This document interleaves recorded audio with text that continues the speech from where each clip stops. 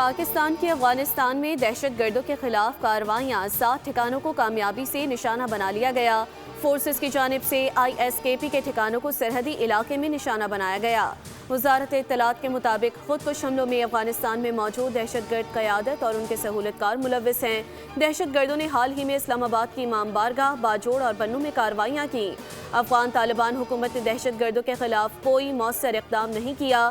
پاکستان نے ہمیشہ خطے میں امن و استحکام قائم رکھنے کی کوشش کی ہے۔ کراچی کے نارتھ ناظم آباد میں حیدری بلاک جی کی رہائشی عمارت میں گیس سلنڈر دھماکہ، آگ بھڑک اٹھی، ایک بچہ جاں بحق، خاتون اور بچی سمیت 4 افراد زخمی ہو گئے۔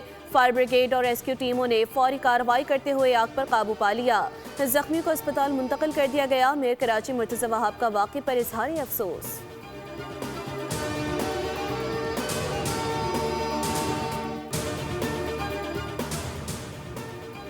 اور امریکہ کے ٹائمز اسکوائر پر باجماعت تراویح کے روح پرور مناظر، ویڈیو وائرل۔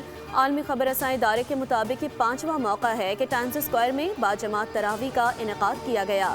تراویح میں نیو یارک کے مسلمانوں نے بڑی تعداد میں شرکت کی اور قرآن پاک کی تلاوت پورے انہماک اور یکسوئی کے ساتھ سنی۔ منتظمین نے بتایا کہ تراویح سے قبل مغرب کی نماز اور پھر افطار کا بھی خصوصی انتظام کیا گیا اور 2000 ضرورت مند افراد میں کھانا بھی تقسیم کیا گیا۔